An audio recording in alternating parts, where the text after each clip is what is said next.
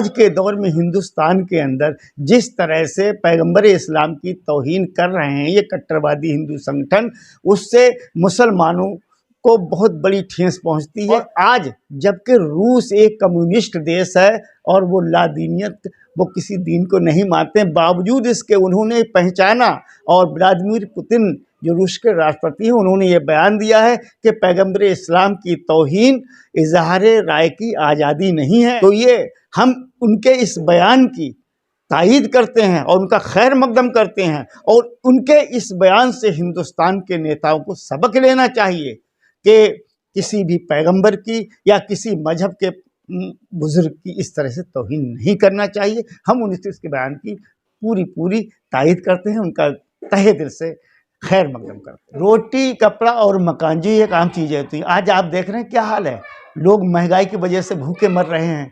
किसानों का क्या हाल है, गरीबों मजदूरों का क्या हाल है, बेरोजगारी क्या हाल है, लेकिन बावजूद इसके इनका मुद्दा ये नहीं रहता। और जब ये संविधान की कसम खाकर विधानसभा में बैठे हैं, संसद में बैठे हैं, आज उन्हीं का एक लीडर जो है अश्विनी उपाध्याय जो बीजेपी का लीडर है, उसने ये धर्म संसद के अंदर भगवा आइन यानी भगवा संविधान पेश किया है। तो आप कैसे कह सकते हैं कि इनका खोखला नहीं है? ये तो दोहरी चाल चलाकर के हर तरह से मुसलमान को दुश्मन मानते हैं। और अगर इनको ये होता तो बराबर का हक देते, उनको आरक्षण देते, क्यों नहीं देते?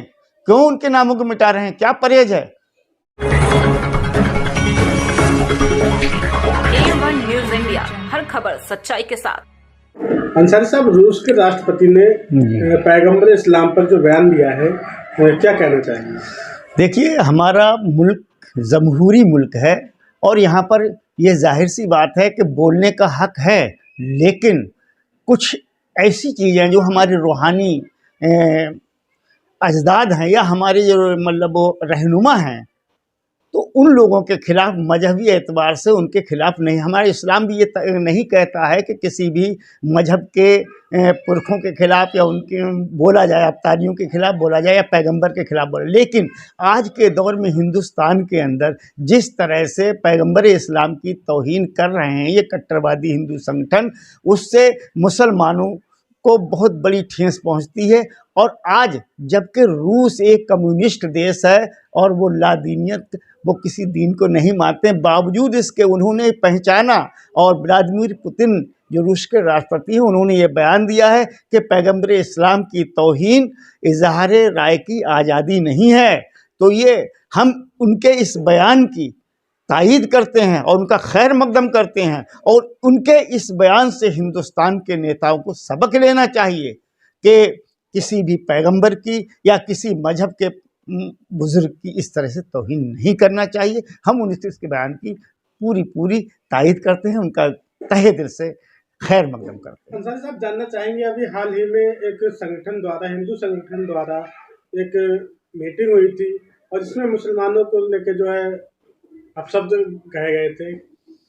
देखिए, ये जाहिर सी बात है, हिंदुस्तान में आज़ादी के बाद जिस तरह से मुसलमानों को नज़रअंदाज किया जा रहा है वो बड़े ही गलत बात है। और रहा सवाल, अभी एक दिल्ली के अंदर गोविंदपुरी के अंदर हिंदू युवा वाहिनी का एक प्रोग्राम हुआ था, उसमें सुदर्शन चैनल के मालिक सुरेश चौहान के ने कहा कि तमाम जो भी वहाँ पर लोग मौजूद थे सबको ये कसम दिलाई कि मुसलमानों का कत्लेआम करें, और मुसलमान तो कत्लेआम करने के लिए हर तरह से तैयार रहें। बड़ी बड़ी उन्होंने ख़तरनाक बातें कही हैं जो कि बर्दाश्त के काबिल नहीं है। बावजूद यहाँ का मुसलमान वतन से मोहब्बत करने वाला है, यहाँ के संविधान कानून से, आइन से मोहब्बत करने वाला है।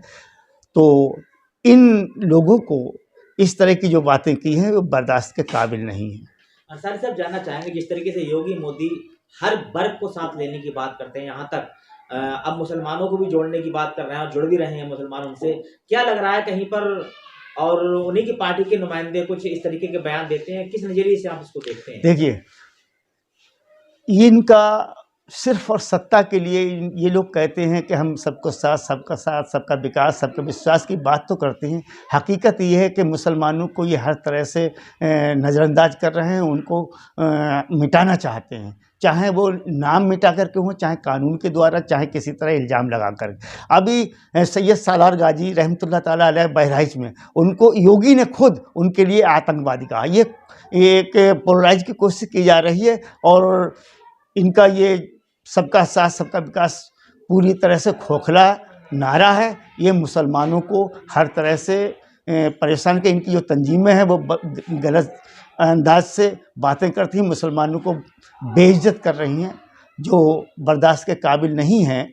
और इनको अपनी सोच को बदलना चाहिए, क्योंकि हमारे जमहूरी मुल्क है, यहाँ सबका बराबर का हक है, सबके हिंदू मुसलमान मिलकर रहते हैं और सबके मजहब की हम इज्जत करते हैं। ये आप कैसे कह सकते हैं कि सबका साथ सबका विकास जो है एक दिखावा है?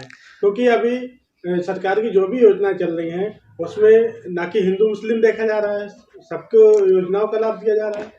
ठीक, क्या अगर बात यही होती कि सबका साथ सबका विकास, तो रोटी कपड़ा और मकान जी एक आम चीज़ होती है। आज आप देख रहे हैं क्या हाल है, लोग महंगाई की वजह से भूखे मर रहे हैं, किसानों का क्या हाल है, गरीबों मजदूरों का क्या हाल है, बेरोजगारी क्या हाल है, लेकिन बावजूद इसके इनका मुद्दा ये नहीं रहता। और जब ये संविधान की कसम खाकर विधानसभा में बैठे हैं, संसद में बैठे हैं, आज उन्हीं का एक लीडर जो है अश्विनी उपाध्याय, जो बीजेपी का लीडर है, उसने ये धर्म संसद के अंदर भगवा आइन यानी भगवा संविधान पेश किया है। तो आप कैसे कह सकते हैं कि इनका खोखला नहीं है? ये तो दोहरी चाल चलाकर के हर तरह से मुसलमान को दुश्मन मानते हैं। और अगर इनको ये होता तो बराबर का हक देते, उनको आरक्षण देते, क्यों नहीं देते? क्यों उनके नामों को मिटा रहे हैं? क्या परहेज है? ये सरकार की योजनाओं में कहाँ पर भेदभाव है? सरकार की योजनाओं में भेदभाव क्या? एक चीज़ बताइए, इन्होंने एक चौकीदार से लेकर हर मोड़ पर, हर जगह, हर दफ्तर में इनके आदमी भरे हुए हैं। क्या हमको जब हिस्सेदारी, नौकरी हमारे पास नहीं, हमारे पास काम नहीं, और यह कि चावल या गेहूं या चना देने से कोई गुजारा हो जाता है? हम चाहते हैं, इससे कुछ नहीं होने वाला, ये तो दिखावा है। बल्कि अगर इनको ईमानदारी है तो ये बराबर की नौकरियों में बराबर की हिस्सेदारी दें, ये चुनावों में बराबर की भागीदारी दें। कभी एक इन्होंने प्रत्याशी बनाया आज तक? क्या कहीं भागीदारी है? क्या इससे पहले किसी सरकार ने गरीबों को मुफ्त राशन दिया? ये इनकी आज की नई योजना थोड़ी है, ये तो बहुत पहले से चला आ रहा है। अब रही बात राशन देने की, तो राशन दे करके ये क्या भिखारी बना रहे हैं? हमें राशन नहीं चाहिए, हमें इनके राशन की ज़रूरत नहीं है। हम घर बैठे हुए और बेइज्जत की ज़िंदगी दे रहे हैं, हमें इज्जत की ज़िंदगी चाहिए, हमें हाथों में काम चाहिए। हमारे जो बेरोजगार हैं उनको काम चाहिए, भीख नहीं चाहिए, अपनी भीख ले लें। यानी ये अडानी अंबानी को सब रुपया दे करके लोगों का ध्यान बटाने के लिए लोगों को गरीब बना रहे हैं। यहाँ पर एक मुसलमान की बात नहीं, तमाम हिंदू मुसलमान आज परेशान हैं। इनका सारी दौलत अडानी अंबानी के घर में जा रही है और भिखारी बनते जा रहे हैं। हमें भीख की ज़रूरत नहीं है, हमें काम की ज़रूरत है, हमें अपनी मेहनत की कमाई की ज़रूरत है। 2014 से पहले देखा गया था जिस तरह से सिलेंडर के लिए लोग लाइन में लगते थे, काफ़ी लंबी लाइनें लगती थी, काफ़ी लोग परेशान हुआ करते थे। आज सिलेंडर खुद घर घर पहुँच रहा है, आप ये कैसे कह सकते हैं? भाई एक बताओ, पहुँचाएंगे नहीं तो क्या? आज महंगाई का अपने पास से दे रहे हैं, इनका खबर क्या है? आज पेट्रोल रोज बढ़ रहा दाम। क्या टाइम में उस 14 के समय सिलेंडर का क्या कीमत थी? 400 रुपये। आज क्या है? 1000 रुपये। पेट्रोल क्या था, आज क्या है? सब हमसे ही तो वसूल कर रहे हैं, तो दे रहे हैं तो क्या एहसान कर रहे हैं? हमको भिखारी बना रहे हैं। महंगाई पर क्यों रोक नहीं है? बेरोजगारी पर मतलब क्यों ये लगाम में क्यों नहीं काम दे रहे हैं? महंगाई पर इससे पहले किसी और सरकार ने रोक लगाई थी? क्यों नहीं लगाई? इतनी महंगाई कभी नहीं हुई। आज जो मतलब विकास की दर इतनी कम है, इतनी बेरोजगारी कभी नहीं जो आज के दौर में है। और आज हिंदू मुस्लिम के अलावा कहीं बात ही नहीं। आज महिलाएं सुरक्षित नहीं हैं, लड़की अकेले जा नहीं सकती। छेड़छाड़ की घटनाएं, अपहरण की घटनाएं, हत्या और रेप की घटनाएं लगातार हो रही हैं। तो ये क्या है? गृह मंत्री तो कह रहे हैं लड़कियां जो है गहने पहन के रात में निकल सकती हैं। गृह मंत्री कह रहे हैं, गृह मंत्री को देखना चाहिए, रोज अखबार पढ़ें। मेरी तो ये सलाह है, उनको पता चल जाए कि क्या हो रहा है देश में। उनको कुछ पता नहीं, उनको सिर्फ इतना पता है कि हिंदू राष्ट्र बनाएंगे। अगर वो ये संविधान में भरोसा करते हैं, अगर सच्चे हिंदुस्तानी हैं, तो उनको चाहिए कि संविधान के दायरे में सबको समान अधिकार सबको मिलना चाहिए। लखीमपुर में आपने अभी देखा उन बेचारे किसानों को क्या दोष था, लेकिन एक जो गृह राज्य मंत्री है उसके बेटे ने उनको उन किसानों को कुचल दिया। और गृह मंत्री देश के अमित शाह कह रहे हैं कि गुंडे नहीं रहे, गुंडे नहीं रहे। मैं समझता हूँ आज एक छठा गुंडा बीजेपी में शामिल हो गया है। उन्होंने ये देखा कि गुंडे सामने नहीं हैं, गुंडे उनके बराबर में खड़े हुए। आज तक जनता चीख रही है इंसाफ के लिए और उस गुंडे पर कोई कार्रवाई नहीं हो रही है। उनका वो दूरबीन जो है वो सामने देख रहा है, गुंडों को अपने साथ रखते हैं, गुंडे सामने नजर नहीं आएंगे, गुंडे उनके साथ हैं। जितने भी इस तरह मवाली और गुंडे तत्व हैं वो बीजेपी में शामिल हो चुके हैं। आप किस पार्टी का सपोर्ट करते हैं? हम देखिए, हम सामाजिक कार्यकर्ता हैं, हम पार्टी की नहीं, किसी एक की तरफदारी नहीं करते हैं। हाँ, जहाँ तक हम समाज की बात करते हैं, हमें मुसलमानों को तो कांग्रेस से लेकर आज तक सभी लोग छलते चले आ रहे हैं। और लेकिन इतना ज़रूर था कि वहाँ हम संविधान के दायरे में, इतना तो हमें मालूम था कि हमारे ऊपर कोई मजहब के ऊपर कोई आँच नहीं आ रही थी। आज तो हमारे मजहब के ऊपर भी बात, हमारी इज्जत पर भी बार हो रहा है। और ये सब कौन करा रहा है? ये बीजेपी वाले ही तो करा रहे हैं। अंसार साहब, जानना चाहेंगे, आप बीजेपी को लेकर लगातार धर्म जाति को लेकर कह रहे हैं, आप जबकि खुद एक तंजीम चला रहे हैं अल अंसार के नाम से, आप भी तो लोग कहते हैं कि आपस में बंटवारे को लेकर ही। ठीक, जो लोग कहते हैं तो मैं उनसे कहना चाहूँगा कि अंसार के माने क्या है, क्या उनको पता है? अंसार माने हैं मदद करने वाले के। अगर और कौन सी ऐसी मतलब जहाँ तक ये कह रहे बंटवारे वाली बात, तो आप इस्लाम के अंदर आप देखेंगे तो अंसार ही वो शख्सियत है जिसने इस्लाम को बुलंदियों तक पहुँचवाया है। जब मक्के से मदीने जब हिजरत करके सरकार दो आलम सल्लल्लाहु तआला अलैहि वसल्लम पहुँचे हैं और उनके साथ में और भी जो मुहाजिरीन थे, तो आका के कहने से उन लोगों को अंसार ने अपना भाई बनाया। और ये नहीं पूछा अंसार ने कि ये किस कबीले से हैं। तो अंसार बंटवारे की बात नहीं करता, अंसार सबको, तमाम मुसलमानों को मुत्तहिद होने की बात करता है, मदद करने की बात करता है। अगर जो इस तरह की कहते हैं वो तारीख उठा कर देख लें। और इसीलिए हमारे आका ने उनको अंसार का खिताब अता फरमाया। और जो इस तरह से जलन करते हैं, बुग़्ज़ रखते हैं, वो सही माने में मुसलमान ही नहीं है। क्योंकि हमारे आका की हदीस है, हुब्बुल अंसार आयतुल ईमान और बुग़्ज़ुल अंसार आयतुल निफाक। हम मुत्तहिद होने की बात करते हैं, किसी बिरादरी की बात नहीं करते। लास्ट में एक सवाल करना चाहेंगे जी, आप देश के मुसलमानों को क्या संदेश देंगे?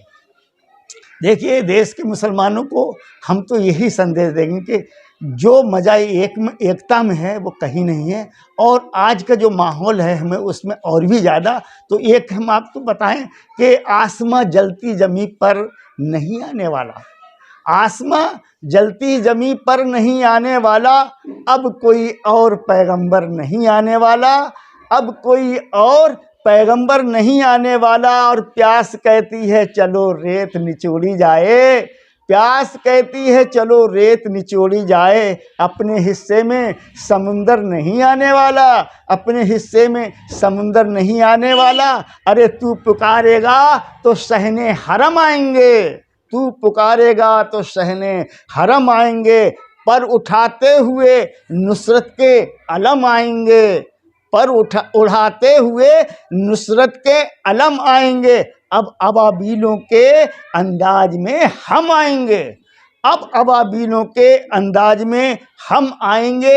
ये अलग बात के तादाद में कम आएंगे। तो हम जो भी हैं, हमारा तो एक ही संदेश है कि किसी मसलक, किसी मरकज, किसी फ़िरके के हों, लेकिन हम बुनियादी तौर पर हम तमाम मुसलमान भाई भाई हैं। हमारा कुरान एक है, हमारा अल्लाह एक है, हमारा रसूल एक है। और हमारे आका ने कहा कि तमाम मुसलमान भाई आपस में भाई भाई हैं, किसी को किसी हिकारत की नज़र से नहीं देखना चाहिए। ये हमारा पैगाम है कि मुत्तहिद होकर और नज़ाकत को देखते हुए, अपने वतन से मोहब्बत करते हुए, अपने आइन से मोहब्बत करते हुए, सब्र के साथ मतलब वो काम करते रहें। इंशाअल्लाह एक दिन हमको कामयाबी ज़रूर मिलेगी। A1 न्यूज़ इंडिया, हर खबर सच्चाई के साथ।